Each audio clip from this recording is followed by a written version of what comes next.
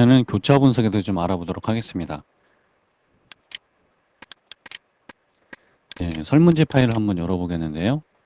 설문지 파일을 보시면 일반적 특성에서 지금 보면 연령하고 뭐 결혼 상태, 종교가 있는데 교차 분석이라는 거 뭐냐면 독립 변수와 종속 변수가 모두 그 범주형 자료일 때 이제 사용하는 분석입니다. 그래서 보시면 뭐 결혼 상태, 그다음에 종교, 학력, 그다음에 병원의 종류 이런 것들이 범주형 자료죠. 그래서 뭐 6번의 병상 규모, 그러니까 객관식 자체는 이제 범주형 자료 분석이다. 이렇게 보시면 될 것 같고요. 뭐 8번도 이제 소속 부서 같은 경우도 이제 범주형 자료가 되겠습니다. 그래서 요걸 바탕으로 어떻게 이제 교차 분석을 하는 건지 이제 한번 직접 해보면서 한번 보도록 하겠습니다. 데이터 완료를 한번 또 열어보도록 하겠습니다.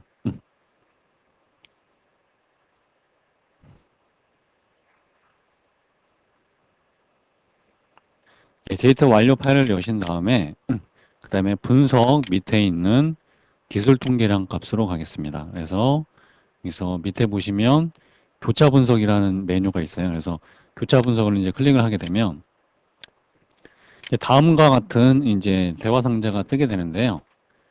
여기서 이제 행하고 열이 있습니다. 그래서 행은 이제 독립 변수를 의미해요.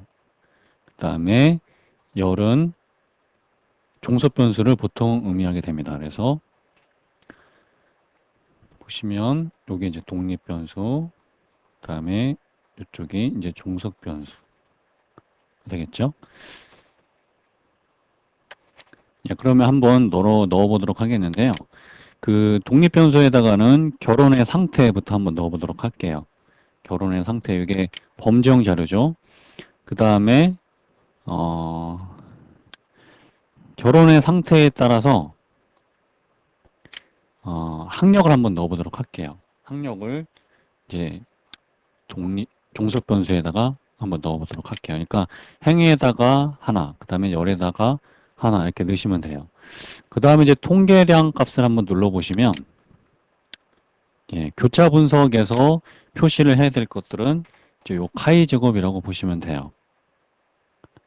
뭐 나머지 지금 뭐 여러 가지 명목 데이터일 경우 뭐 이런 것들은 이제 체크할 수 있게끔 되어 있는데 뭐 이런 것들은 조금 이제 이번 시간의 내용을 좀 벗어나는 내용이라 오늘은 그냥 카이 제곱을 클릭하고 요것만 좀 해보도록 하겠습니다. 그 다음에 셀을 다시 한번 클릭을 한번 해볼게요. 이제 셀을 클릭을 한번 하게 되면 이제 다음과 같은 그런 이제 대화 상자가 뜨게 되는데요. 저희가 이제 체크해야 될 부분은 요 부분이라고 보시면 돼요. 이제 퍼센트를 계산하는데 어떤 걸 기준으로 이제 퍼센트를 이제 계산을 할 것이냐 이렇게 보시면 될 것 같고요. 행을 기준으로 보시면 행이죠, 열이죠. 그래서 행을 기준으로 하게 되면 요 행에 들어간 요 변수에 의해서 계산이 되는 것이고, 그다음에 열을 클릭을 하게 되면 열에 들어간 변수를 기준으로 이제 퍼센트를 계산한다. 뭐 그런 뜻이라고 보시면 되겠습니다. 그래서 저희는 한번 행만 클릭을 하고 한번 계속을 한번 눌러볼게요. 그래서 확인을 한번 눌러보도록 하겠습니다. 그렇게 되면 이제 다음과 같은 표가 이제 나오는데요. 크게 이제 세 가지예요. 이렇게. 첫 번째는 이제 데이터를 사용한 그 데이터에 대한 요약입니다. 그래서 전체가 121개였다.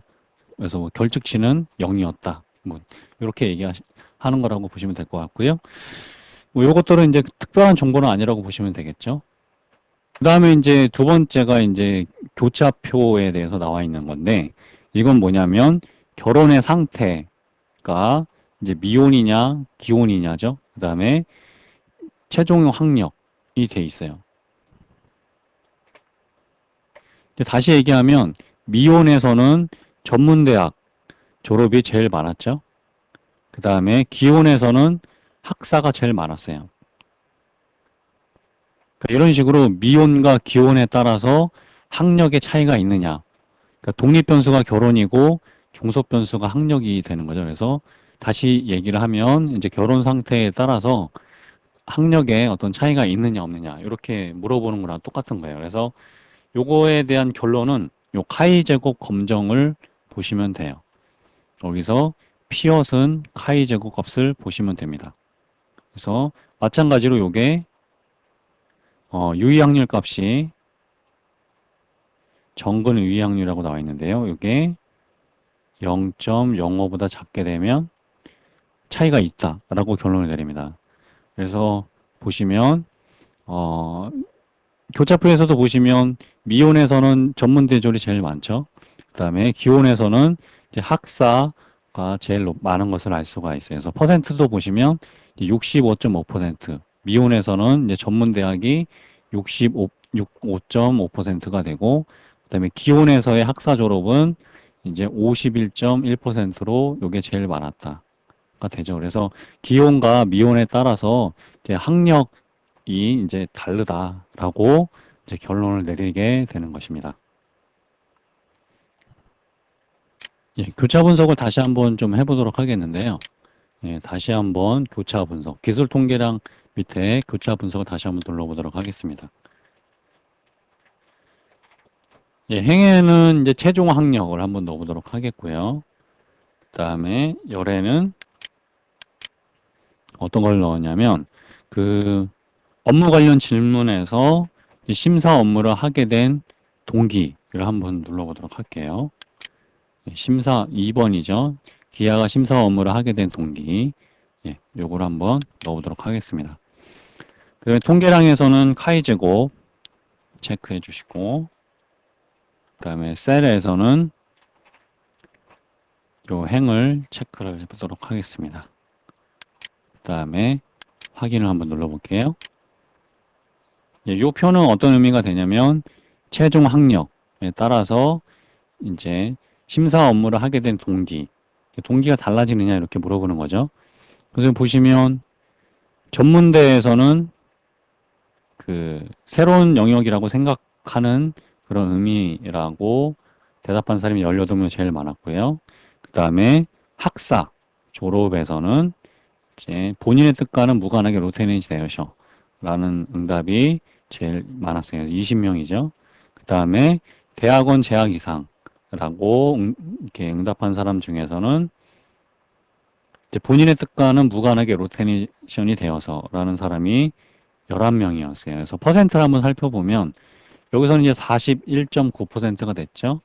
그 다음에 여기서는 35.1%, 그 다음에 여기서는 55.0%라고 나왔어요. 그래서 보시면 이제 대략 빈도하고 퍼센트는 조금씩은 달라지지 않느냐. 그러니까 전문대 졸업에서는 이제 간호사의 새로운 영역이라고 하는 생각이 제일 많았고, 그 다음에 나머지 이제 학사 이상이 되겠죠. 이제 대학원까지 본인의 뜻과는 무관하게 로테인이 되어서라는 응답이 좀 많은 걸로 나타났어요. 그래서 요걸, 이렇게 파악을 하신 다음에, 그 다음에 카이제곱 검정으로 다시 한번 가시면 돼요.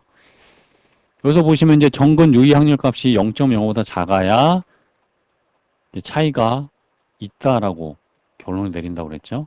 근데 보시면은 피어슨 카이 제곱 값을 보시면 된다고 말씀을 드렸는데 요 값이 0.05보다는 크게 나왔어요. 그렇게 되면 학력에 따라 이제 동기는 차이가 없다.